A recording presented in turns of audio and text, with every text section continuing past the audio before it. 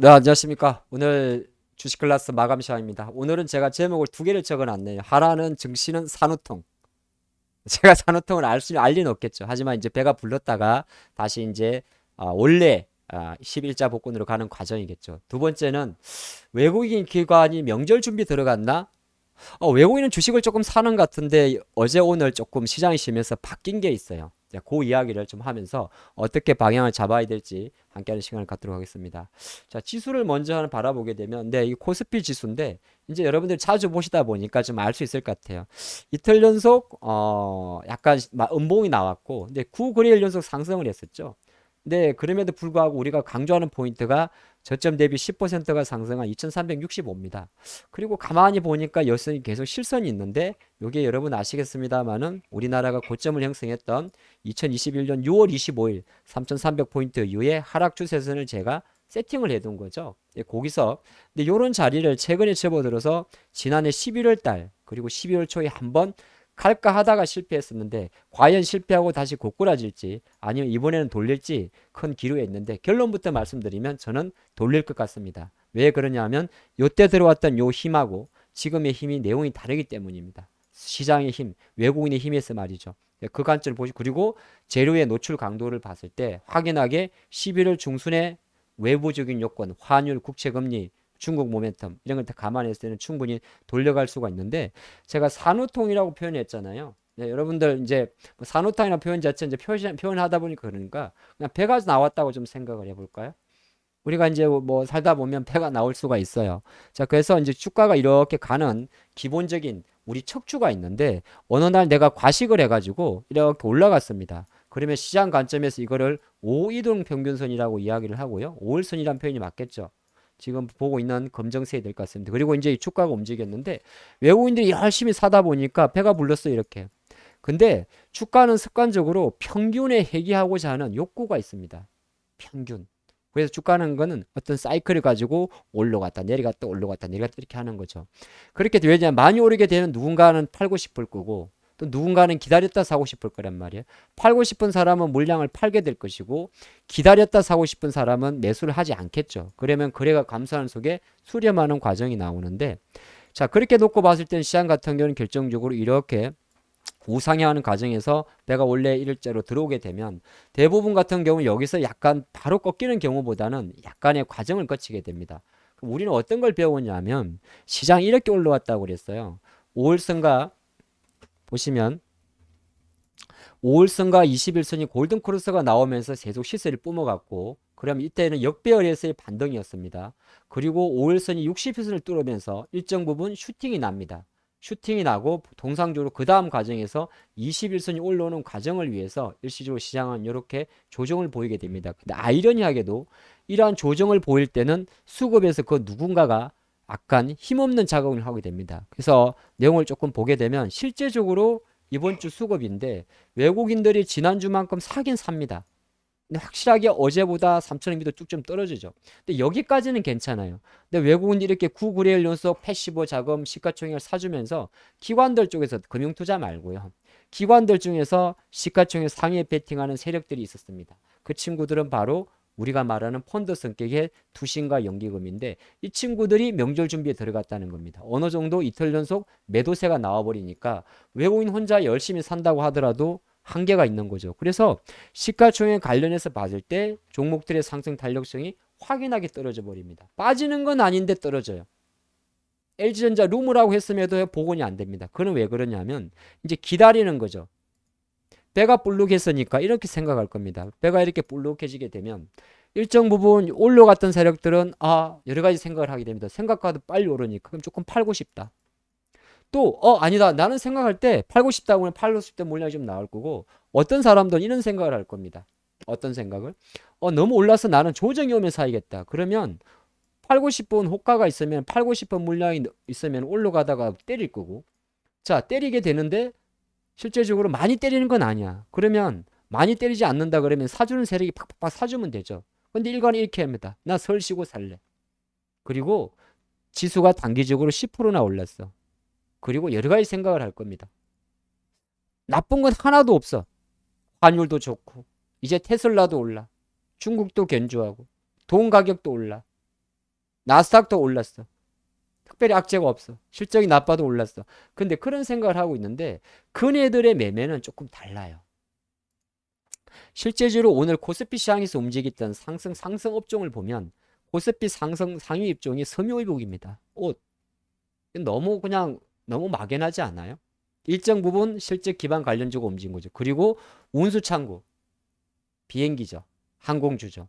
예, 우리가 뻔히 아는 셈인데 이쪽 정도만 올랐어요. 더 결정적인 건 뭐냐 하면 통신업종이 있다는 겁니다.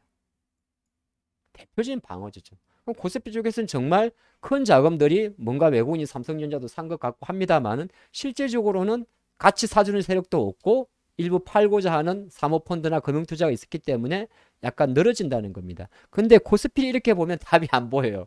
근데 코스닥을 놓고 보면 완전 노다지입니다. 여전히 노다지죠. 지금 상위 오늘자 상승률 상위 테마를 보시면 로봇이 있을 거고요.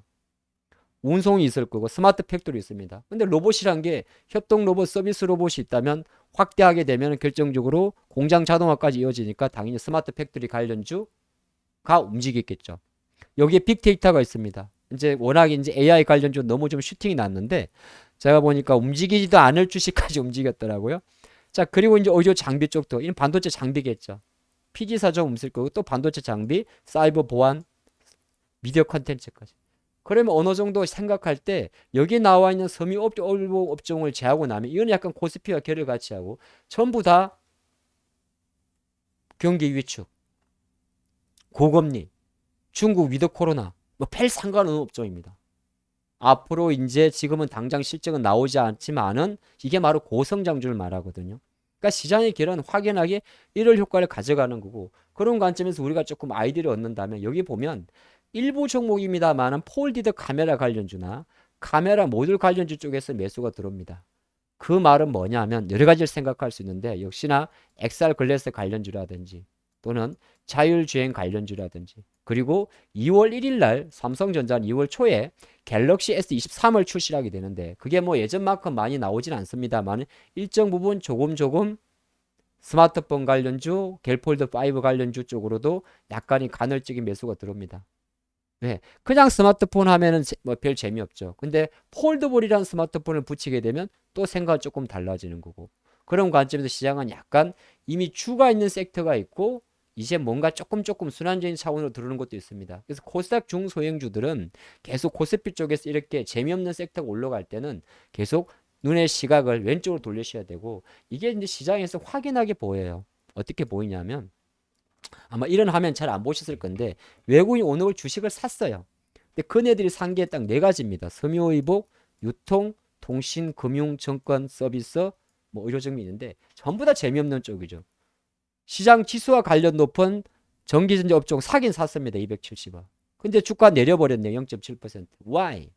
기관들의 동조가 없었기 때문에 기관 오일 섹터를 740억을 팔았습니다. 자동차는 자동차들을 마찬가지고요. 자, 외국인이 여기서 사는 섹터가 만약에 생각할 때 금융업종 400억, 통신업종 120억, 서비스업종 240억 쓰면 이 지수는 안 오릅니다. 그 다음에 이 종목도 많이 오르지도 않아요. 그냥 간헐적으로만 움직인단 말이죠. 간헐적으로 움직인 상태에서 눈으로 놓고 보면 많은 투자분들이 이런 디테일한 걸 모르면 외국인이 오늘도 230억이나 샀는데 왜 이렇게 종목이 많이 빠지는 거 이렇게 볼 수 있습니다. 근데 기관들의 매매를 보면 더 과간입니다. 기관들은 이제 보니까 다 팔았고 한 세 가지 정도만 빨았죠. 전기전자, 전기가스 업종이 22억 정도. 근데 상승률 0.7. 운수창고 업종 항공주겠죠. 여기 한 200억 정도. 그나마 얘가 좀 많이 올랐습니다. 그렇죠? 그리고 보험업종에 대해서 180억. 아니 보험업종 사가지고 도대체 뭐 하겠다는 겁니까? 근데 왼쪽에 보면 다 팔아버렸죠. 여기 있습니다. 보면 뭐 화학업종이 아마 배터리 쪽 같아요. 화학업종. 그 다음에 의약, 제약, 바이오 쪽. 예. 그 구리 가격도 좋습니다만은 외국인 쪽에서 팔아보니까 못 가는 거. 철강금속 마찬가지입니다. 기계, 예. 방산주가 많이 포함되어 있겠죠. 원전도 포함되어 있을 수가 있고 전기전자 여기서 가장 결정적인 겁니다. 그럼 이제 이렇게 분석만 했는데 앞으로 어떻게 될 것입니까? 라고 묻는다면 사실 시장은 그래요. 뭐 여러 가지 생각이 있을 수 있습니다만은 삼성전자나 하이닉스 같은 경우는 여전히 주인 자체는 외국인입니다. 여기도 그래프 보게 되면 계속 사고 있어요. 여기서 올라가려 그러면 투자자별 동향에서도 혼자 사갖고는 안 돼요. 열심히 사는데 다시 이 친구들이 금융투자 말고 누구? 투신과 연기금들이 붙어줘야 됩니다. 그부터 중까지는 삼성전자 많이 오르지 못하겠죠. 네이버 카카오도 마찬가지입니다. 네이버 카카오도 실제적으로 외국인들이 사서 올리는 게 아니고 기관들이 올린 거란 말이에요. 근데 기관들이 어제 오늘부터 뭔가 이쪽에서 주춤거립니다. 도저히 이해가 안 돼요. 왜 안 됩니까? 아니 왜 나스닥도 오르고 성장주도 오르고 미국에서는 아시겠지만은 애플도 이제 움직이고 테슬라도 움직여요. 그러면 어떻게 보게 되면 제가 생각할 때는 약간 뭐 깊게 이해할 건 아니고 어느 정도 시장에 대한 어떤 속도 조절? 근데 아까 우리가 좀 봤지만 지수라는 거는 결과적으로는 눌리지만은 이 배열은 완성을 하게 됩니다. 어떻게? 5, 20, 60으로. 그래서 지금까지 주식 클래스 마감 시향을 잘 밑에서부터 같이 봐오신 분들은 지금의 2, 3일 정도의 눌림이 그렇게 당황스러울 것 같진 않아요. 다시 한번 내일부터 장을 보시는 관점에서 과연 어느 시점에 밑에까지 내려갔다가 올라갈지 바로 갈지에 대한 어떤 기류에 서 있는 오늘 장 마감인데 시장의 패턴 관점에서는 바로 갈 수 있는 확률이 되게 높습니다. 그리고 거꾸로 내려왔다고 간다고 하더라도 전체 상승폭의 절반 이상으로 현재 힘으로 2300m로 내려갈 일은 없을 겁니다. 치고 가지도 못하겠지만은 누르기도 애매한 수급입니다. 그런 관점에서 우리의 아이디어는 다시 어느 정도 패시브 형님 자금들 치고 갈 때까지는 코스닥 지수보다는 코스닥 주에서 움직이는 개별주, 테크주, 성장주에서 놀이를 할 수밖에 없습니다. 그 놀이에 대한 이야기는 또 저녁에 제가 조금 있다가 8시부터 함께하는 시간 갖도록 하겠습니다. 그러면 좋아요, 댓글 많이 달아주시고 잠시 후 8시에 야간 수업에서 조금 더 깊은 이야기 함께하도록 하겠습니다. 오늘도 감사합니다.